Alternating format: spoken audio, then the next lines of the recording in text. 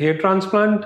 और hair treatment की practice करते हुए मुझे अब करीबन 20-25 साल हो गए हैं। और अभी ओवर लास्ट से 5-7 ईयर्स जो एक ट्रेंड हमने देखा है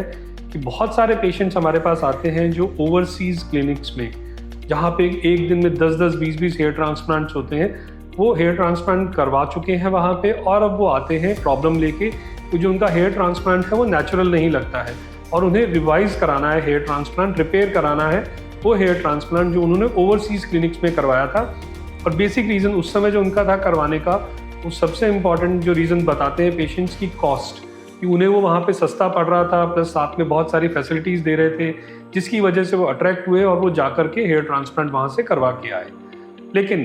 अब आज जब वो दिखाने आते हैं, हमें कंसल्टेशन के लिए आते हैं, तो जो मेजर इश्यूज़ हम देखते हैं उन पेशेंट्स के अंदर, 2 मेजर इश्यूज़ देखते हैं हम। एक सबसे पहला इशू रहता है कि जो हेयर लाइन होती है वो बहुत एग्रेसिव होती है, बिल्कुल अननेचुरल होती है, बिल्कुल बहुत डिस्टिंक्टली नोटिसेबल होती है, जिससे कि उनका सेल्फ कॉन्फिडेंस बहुत डाउन हो जाता है। एंड इसके साथ साथ एक और दूसरा पॉइंट जो मिस कर देते हैं, और या फिर बहुत सारे जो सोशल मीडिया पे एग्रेसिव हेयर लाइन वाले क्लिनिक्स मार्केट करते हैं और वो दिखाते नहीं हैं, वो है डोनर एरिया। जब इतना एग्रेसिव हेयर ट्रांसप्लांट होता है, ज़्यादा ग्राफ्ट निकलते हैं, तो डोनर एरिया भी काफ़ी हद तक डैमेज हो चुका होता है और ऐसे केसेस में हेयर ट्रांसप्लांट को रिपेयर करना बहुत ही चैलेंजिंग होता है। जो एक हेयर ट्रांसप्लांट उन्होंने कराया था चीपेस्ट के चक्कर में, अब वो उन्हें एक्चुअली बहुत एक्सपेंसिव पड़ रहा है, बिकॉज हेयर नेचुरल नहीं लगते हैं, हेयर लाइन नेचुरल नहीं लगती है, हेयर डायरेक्शन नेचुरल नहीं है, हेयर डिस्ट्रीब्यूशन प्रॉपर नहीं है, और अब डोनर एरिया भी उनका काफ़ी हद तक डैमेज हो चुका है। तो ऐसे केसेस में जो चैलेंजेस हैं वो काफ़ी ज़्यादा है और रिपेयर करना बहुत एक तरह से चैलेंजिंग रहता है इन पेशेंट्स के अंदर। जैसे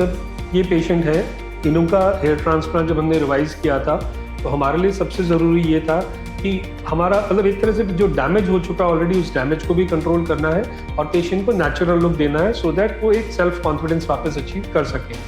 और उसके लिए हमें हेयर लाइन रिवाइज करनी है, प्रॉपर हेयर लाइन अपना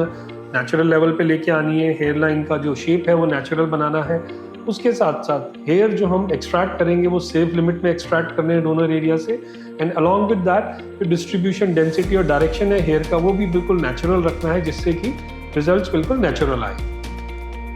ऐसे केसेस में हेयर ट्रांसप्लांट के साथ साथ हम पेशेंट्स को बहुत ज़्यादा गाइड करने की कोशिश करते हैं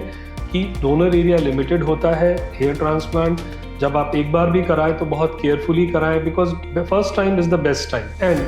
जो आपका हेयर ट्रांसप्लांट है वो आपके हेयर ट्रांसप्लांट सर्जन के द्वारा बहुत ही केयरफुली प्लान होना चाहिए, प्रॉपर प्लानिंग के साथ होना चाहिए, ना कि सिर्फ एक चीप की वजह से आप किसी ऐसे क्लिनिक में रश करें जहाँ पे कि hair transplant surgeon actually available ही नहीं है, जो कि बहुत कॉमन है ओवरसीज़ क्लिनिक्स में, जहाँ पे एक दिन में 10-10, 20-20 हेयर ट्रांसप्लांट्स होते हैं। मोस्ट इम्पॉर्टेंट चीज़ जो लेसन जो पेशेंट्स के लिए जानना समझना ज़रूरी है वो ये है कि hair transplant revision definitely possible है अगर आप एक एक्सपीरियंस्ड हेयर ट्रांसप्लांट सर्जन से मिलते हैं, बट